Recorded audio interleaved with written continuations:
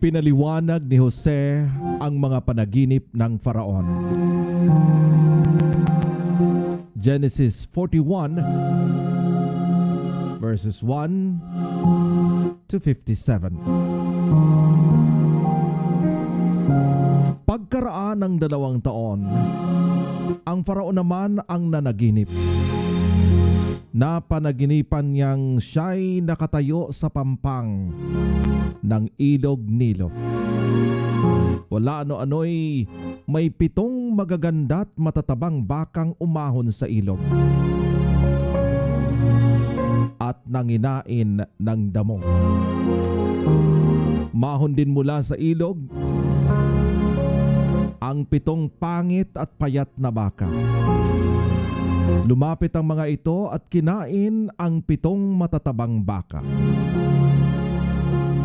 At nagising ang Faraon.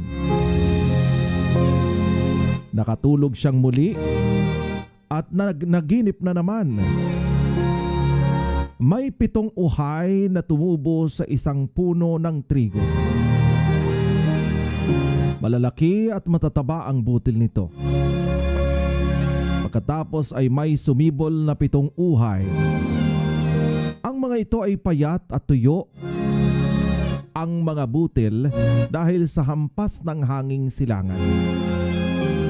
Kinain ng mga payat ang matatabang uhay at muling nagising ang Faraon. Noon niya na lamang siya pala'y nananaginip. Pagsapit ng umaga, nabagabag siya. Kaya't ipinatawag niyang lahat ang mga salamangkero at mga matatalinong tao sa buong Ehipto. Isinalaysay niya ang kanyang mga panaginip, ngunit isamay walang makapagpaliwanag ng kahulugan ng mga ito. Lumapit sa Faraon ang tagapangasiwa ng mga inumin at sinabi sa kanya, "Ako po'y may malaking pagkukulang na nagawa. Nang magalit po kayo sa amin ng punong panadero at ipinabalanggo ninyo kami sa tahanan ng kapitan ng mga tanod, kami po'y parehong nanaginip. Isa pong binatang Hebreo na alipin ng kapitan ng mga tanod ang kasama namin doon. Siya po ang nagpaliwanag ng aming panaginip. Sinabi po niyang ako'y mababalik sa tungkulin at ang punong panadero'y bibitayin." Nangyari pong lahat ang kanyang sinabi. Ipinatawag agad ng Faraon si Jose. Nang mailabas na sa bilangguan, siya'y nag-ahit, nagbihis at kagad na humarap sa hari. Sinabi ng Faraon sa kanya, "Ako'y nanaginip, ngunit walang makapagsabi sa akin ng kahulugan niyon. Nabalitaan kong mahusay kang magpaliwanag ng mga panaginip. Hindi po ako ang makakapagpaliwanag, kamahalan," sabi ni Jose. "Ang Diyos po ang siyang magbibigay ng katugunan sa iyong katanungan." Sinabi ng Faraon, "Ako raw ay nakatayo sa pampang ng ilog Nilo. May 7 magaganda at matatabang bakang umahon sa ilog at nanginain. Walang ano-ano'y 7 mga payat na baka. Pinakapangit na sa nakita ko sa buong Ehipto ang umahon din sa ilog. Kinain ng mga payat ang matatabang baka. Ngunit parang walang anumang nangyari. Matapos kainin ang matataba, iyon pa rin ang ayos ng mga payat. Napakapangit pa rin at ako'y nagising. Muli akong nakatulog at nanaginip na naman.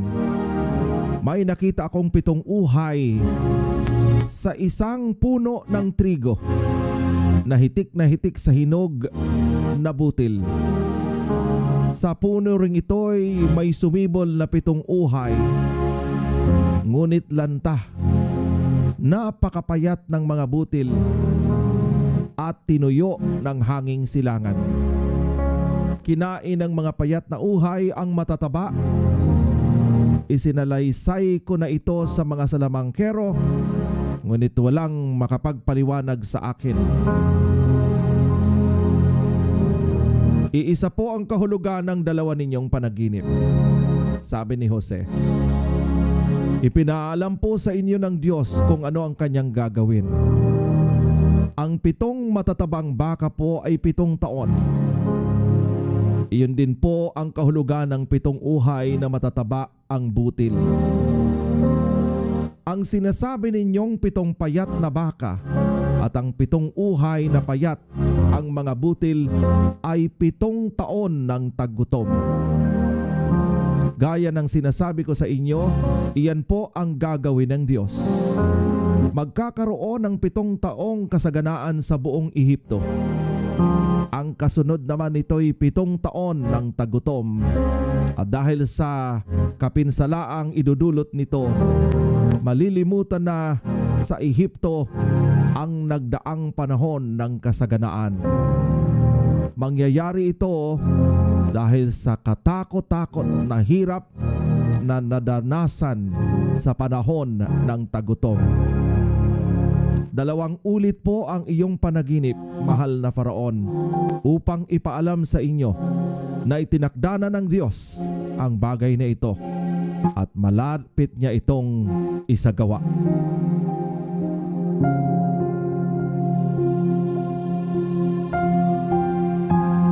Ang mabuti po'y pumili kayo ng taong matalino at may kakayahan upang siya'y mamahala sa Ehipto.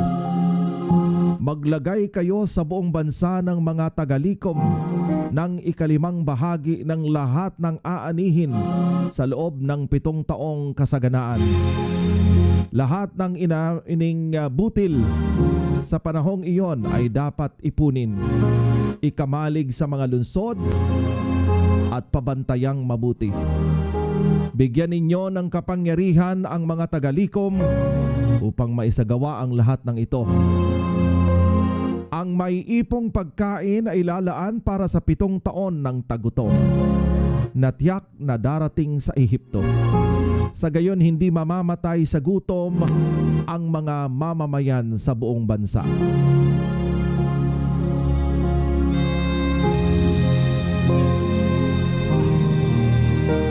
Nagustuhan ng Paraon ang kanyang mga kagawad ang panukala ni Jose. Sinabi nila, bakit pa tayo maghahanap ng iba samantalang nasa kanya ang Espiritu ng Diyos? Kaya't sinabi ng Faraon kay Jose, ang Diyos ang nagpakita sa iyo ng lahat ng ito, kaya't wala namang hihigit pa sa iyo sa karunungan at pangunawa. Ikaw ang pamamahalain ko sa buong bansa at susundin ka ng lahat. Ang aking trono lamang ang hindi mapapasa iyo. At ngayon, ilalagay kitang gobernador ng buong Ehipto. Inalis ni Faraon sa kanyang daliri ang singsing na pantatak at sinuot iyon kay Jose. Binihisan niya't ito ng damit na lino at sinabitan ng gintong kwintas sa liig. Ipinagamit kay Jose ang pangalawang sasakyan ng hari at binigyan siya ng tanod pandangal na nauna sa kanya at sumisigaw, lumuhod kayo! Sa gayon, ipinailalim sa kanya ang pamamahala sa buong Ehipto. Sinabi ng Faraon kay Jose, ako ang Faraon at ikaw ang aking pangalawa. Ngunit kung wala kang pahintulot, walang sino man sa Ehipto na makakagawa ng anuman.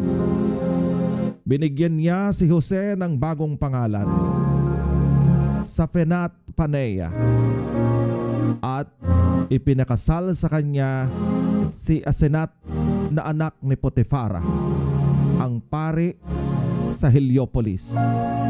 Bilang gobernador, pinamahalaan ni Jose ang buong lupain ng Ehipto.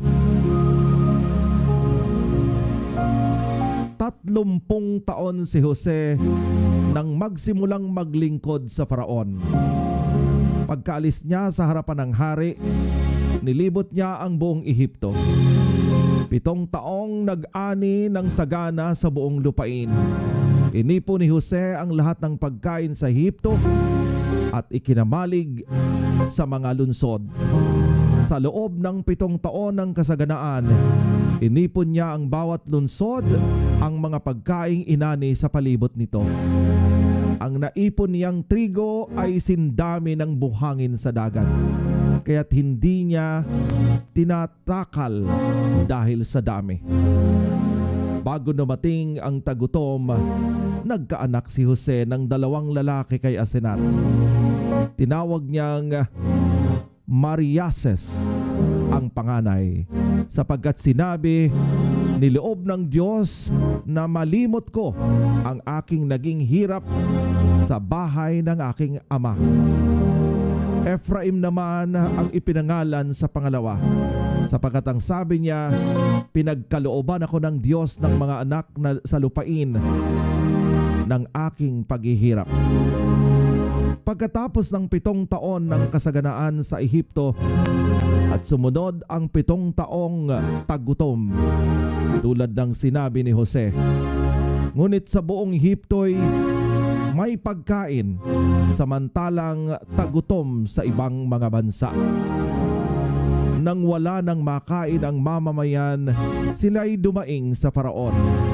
Sinabi niya sa mga taga-Ehipto, magpunta kayo kay Jose at sundin ninyo ang kanyang sasabihin. Lumaganap ang tagutom sa buong bansa. Binuksan ni Jose ang lahat ng mga kamalig at pinagbilhan ng trigo ang mga taga-Ehipto. Palubha ng palubha ang tagutom sa buong Ehipto.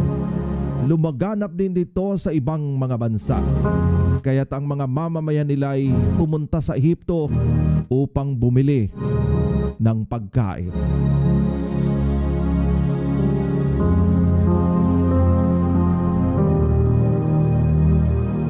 Pharaoh's dream. Genesis 41 verses 1 to 57.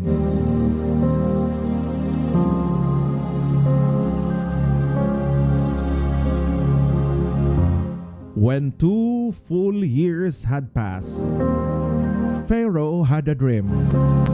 He was standing by the Nile when out of the river there came up 7 cows, sleek and fat, and they gazed among the reeds. After them 7 other cows, ugly and gaunt, came out of the Nile and stood beside those on the river bank. And the cows that were ugly and gaunt ate up the 7 sleek, fat cows. Then Pharaoh woke up. He fell asleep once again and had a second dream. 7 heads of the grain, healthy and good, were growing in a single stalk. After them, 7 other heads of grain sprouted, thin and scorched by the east wind. The thin heads, grain swallowed up the 70 healthy, full heads. Then Pharaoh woke up. It had been a dream. In the morning, his mind was troubled. So he sent for all the magicians and wise men of Egypt. Pharaoh told them his dreams, but no one could interpret them for him.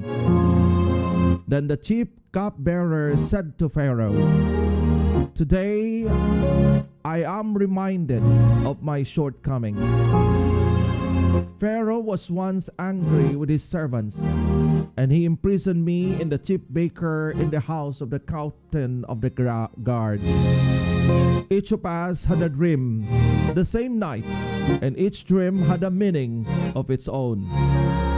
Now a young Hebrew was there with us, a servant of the captain of the guard.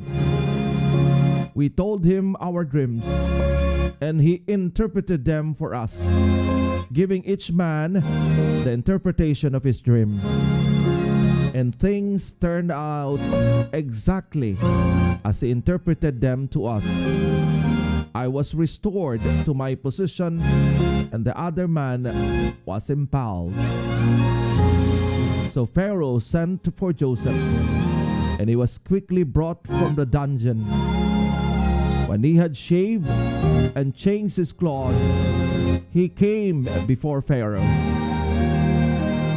Pharaoh said to Joseph, I had a dream, and no one can interpret it. But I have heard it said that when you hear a dream, you can interpret it. I cannot do it, Joseph replied to Pharaoh. But God will give Pharaoh the answer he desires.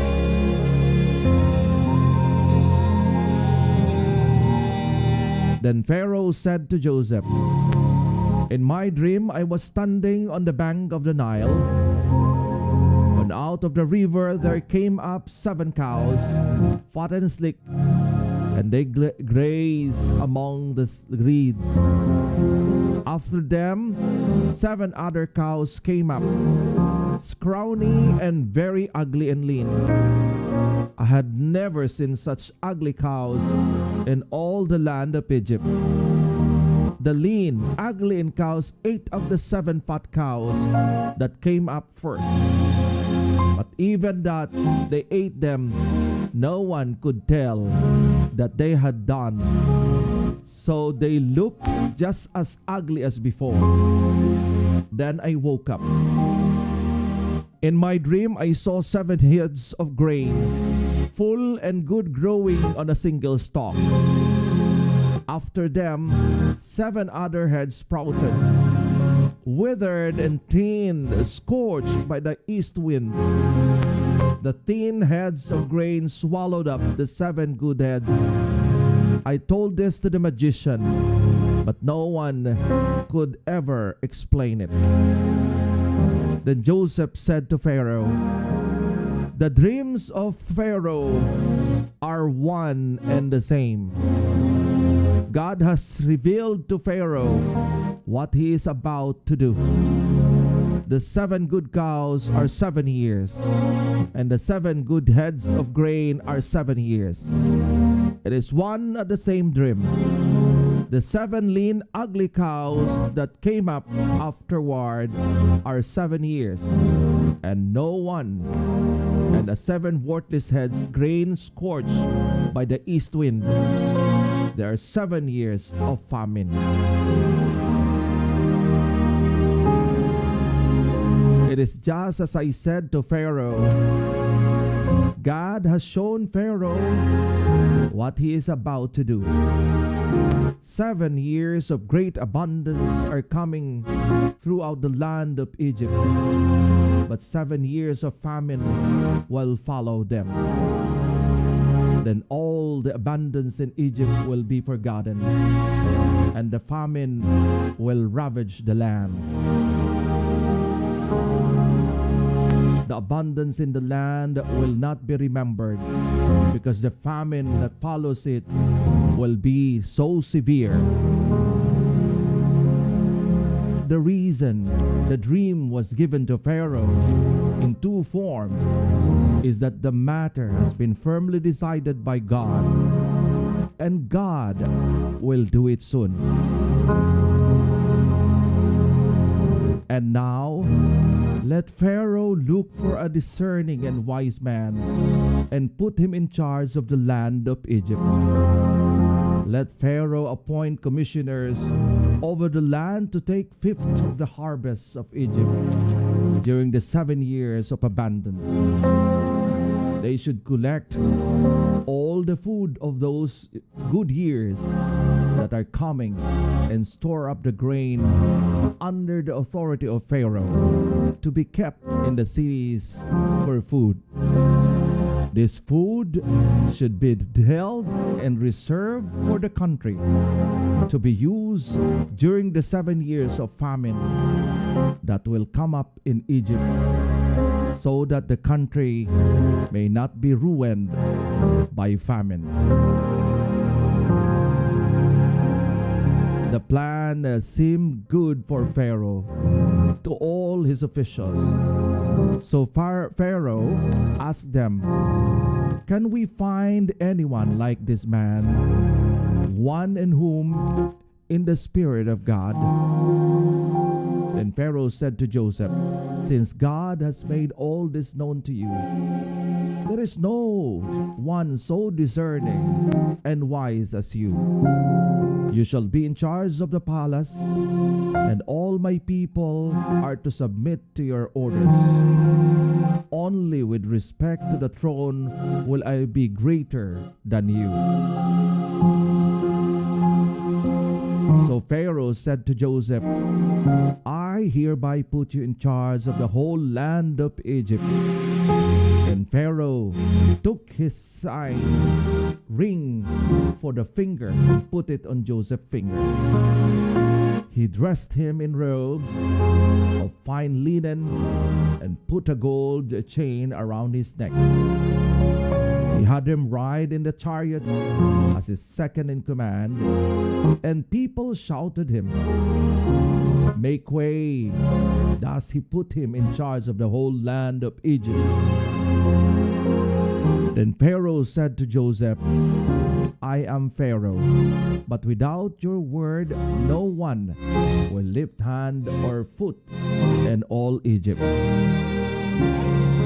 Pharaoh gave Joseph the name Sapenat-Phaneah and gave him Asenat, daughter Potiphara, priest of On, to be his wife. And Joseph went through the land of Egypt.